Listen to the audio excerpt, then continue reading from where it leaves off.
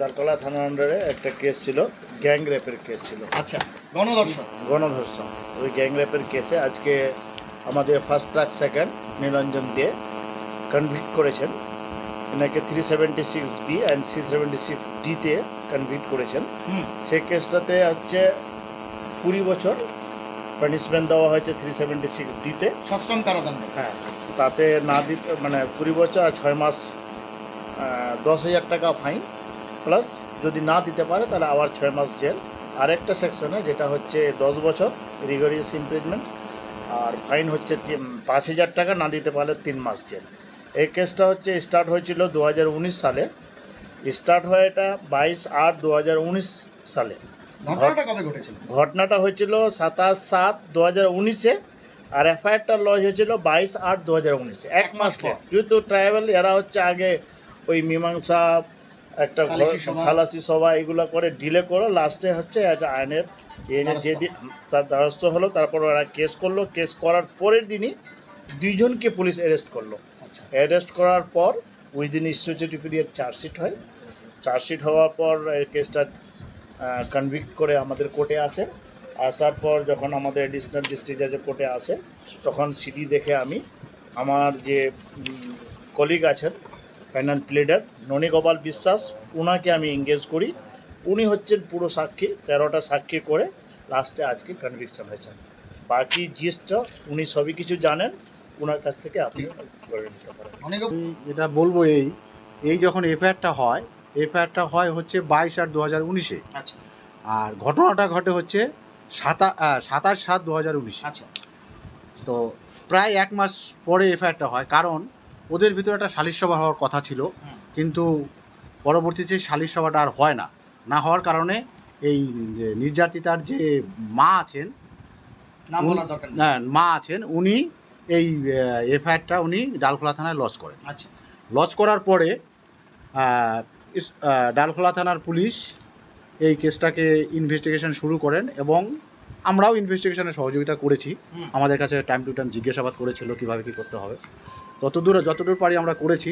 করার পরে তারপরে ওনারা আসামিকে অ্যারেস্ট করে কোর্টে ফরওয়ার্ড করে, এবং তখন থেকেই এই আসামিদের আর বেল হয়নি। আচ্ছা, বেল ক্লিয়ার হয়েছিল, কাস্টডি ট্রায়াল হয়েছে। আচ্ছা, তো নাম অভিযুক্তদের নাম? অভিযুক্তের একজনের নাম হচ্ছে দর্জি মুর্মু, আর একজনের নাম হচ্ছে সকল কিস্কু।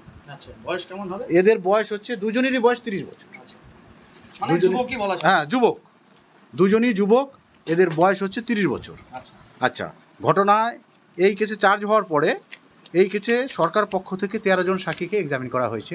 তার ভিতরে একজন আমাদের জুডিশিয়াল ম্যাজিস্ট্রেট ছিলেন, একজন মেয়েটা যেহেতু বোবা এবং কালা ছিল, সেই কারণে একজন ইন্টারপ্রিটারের মাধ্যমে ওর 164টা করা হয়েছে। আচ্ছা আচ্ছা এবং তাকেও কোর্টে এক্সামিন করা হয়েছে। আচ্ছা সব এক্সামিন করার পরে গতকাল অর্থাৎ 22 তারিখে ওদেরকে দোষী সাব্যস্ত করা হয়। আচ্ছা 376B অ্যান্ড 376D সেকশন। আচ্ছা দোষী সাব্যস্ত হওয়ার পরে আজ 23 তারিখে ওদের সাজা ঘোষণা হয় মহামান্য আদালত, অ্যাডিশনাল ডিস্ট্রিক্ট অ্যান্ড সেশন জাজ আর এফটিসি সেকেন্ড কোর্ট নীলাঞ্জন দে সাহেবের আদালতে উনি এই কেসে আজকে সাজা ঘোষণা করেন, এবং 376D এর জন্য উনি 20 বছরের জেল এবং 10,000 টাকা জরিমানা করেন, অনাদায়ে আরও 6 মাস জেল, এবং 376B এর জন্য উনি 10 বছরের জেল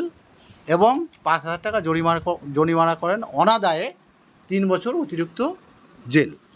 এই উনি সাজা ঘোষণা করেন। সাজা মনে হয় 3 মাস হবে। হ্যাঁ, পরেরটা 3 মাস, পরেরটা হচ্ছে 5,000 টাকা এবং 3 মাস। এই কেসে 13 জন সাক্ষী যে এক্সামিন হয়েছে, 13 জন সাক্ষী ছিলেন হচ্ছেন আপনার ট্রাইবাল, প্রত্যেকেই ট্রাইবাল ছিলেন, এবং প্রত্যেকে এই কেসে ওনাদের সাক্ষ্য গ্রহণ করেছেন। গ্রহণ করার পরে এই কেসে আজকে মহামান্য আদালত সাজা ঘোষণা করেছেন। ঘটনাটা ঘটেছিল এই মেয়েটি ওর বাড়িতে ছিল, ওখান থেকে ওর বাড়ি থেকে মেয়েটাকে ডেকে নিয়ে যায় ওদের বাড়ির পেছনে একটা বাঁশঝাড়ে। সেই বাঁশঝাড়ে নিয়ে যাওয়ার পরে ওখানে ওরা দুজন মিলে ওকে একের পর এক ধর্ষণ করে, এবং বাড়ির লোক ওদেরকে খুঁজতে না পেয়ে এই ঘটনাটা বিকেল 3টে নাগাদ ঘটে। আচ্ছা বাড়ির লোক মেয়েটাকে খুঁজতে না পেয়ে ওরা খুঁজতে খুঁজতে ওই বাঁশঝাড়ে যায়, গিয়ে দেখে ওই দুজন আসামি ন্যাকেট অবস্থায়, একজন মেয়েটার উপরে ছিল এবং একজন ন্যাকেট অবস্থায় দাঁড়িয়েছিল। আচ্ছা আচ্ছা এরকম অবস্থায় ওদেরকে পাকড়াও করে ওদেরকে নিয়ে আসা হয় গ্রামে।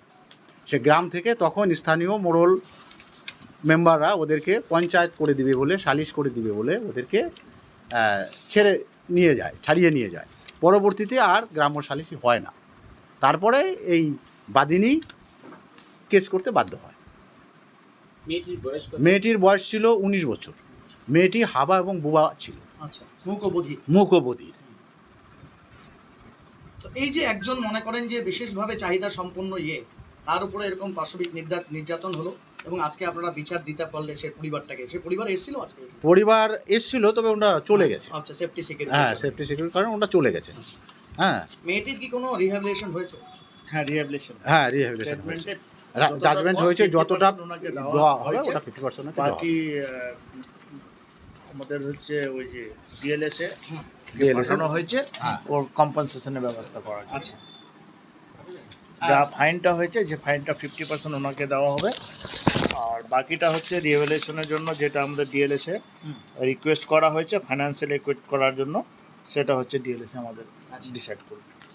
দাদা একটা বিষয় বলবো, আদিবাসী সমাজ তপশিলি জাতি, এরা হচ্ছে সংবিধান বর্ণিত একটা জাতি যাদের নিজস্ব মানে জল জমি মাটির অধিকার তাদের থাকে এবং তারা মনে করে, যেহেতু তারা এই দেশের একদম মূল নাগরিক, মূল নিবাসী, তারা মনে করে যে তারা আইনেরও ঊর্ধ্বে এবং আইন তাদের কিছু করতে পারবে না, এটা মনে করা হয়। সেজন্য তারা প্রাথমিকভাবে সালিশি সভায় যায় বা মনে করুন অনেক সময় এমন ধরনের গঠিত অপরাধ করে যেটার জন্য ভাবে যে ওরা আইনের বাইরে, ওদের ভারতীয় দণ্ডবিধি তাদের জন্য কার্যকর হবে না। এটা থেকে একটা শিক্ষণীয় বিষয় আছে, কি বলবেন? ও প্রথমে তো এটা ভাবছিল, কিন্তু পরে কেস করার পর ওরা হচ্ছে অ্যাকচুয়ালি মানে খুবই গরিব এরা।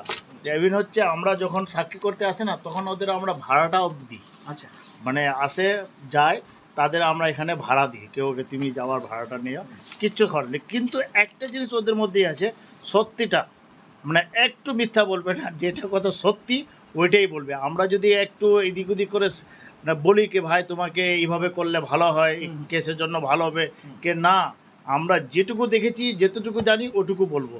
সেই জন্যে কম সাক্ষী দিয়ে আমাদের কনভিক্ট করাতে পারেছি।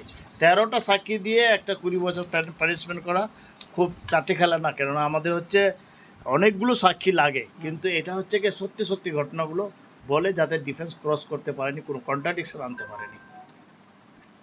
ঠিক আছে, এখন তো ওরা খুবই খুশি কে আমরা ভাবতে পারিনি কোর্টও আছে একটা জিনিস, আগে এটাই ভাবতো, কিন্তু এখন কোর্টে একটা পাওয়ার পর এটা হচ্ছে ওনার যে কনভিকশনটা হয়ে যাওয়ার পর তখন ভাবছে কি না, এখন কোর্টে আমাদের সব কিছু কোর্টে আছে, কোর্টে বললে আমাদের সব কিছু বিচার পাবো। সেটা কিন্তু আজকে ওরা অনেক খুশি আছে। আজকেও আমাদের এসছে, আজকেও আমাদেরকে ওদেরকে ভাড়া দিয়ে পাঠাতে হচ্ছে। আদিবাসীদের মধ্যে একটা বিষয় থাকে, আইন আদালত এগুলোতে ভীতি থাকে তাদের মধ্যে। না আগে তো চ্যালেঞ্জিং ছিল এই বিষয়টা, খুব চ্যালেঞ্জিং ছিল, তবে আমরা পুলিশও কোঅপারেট করেছে।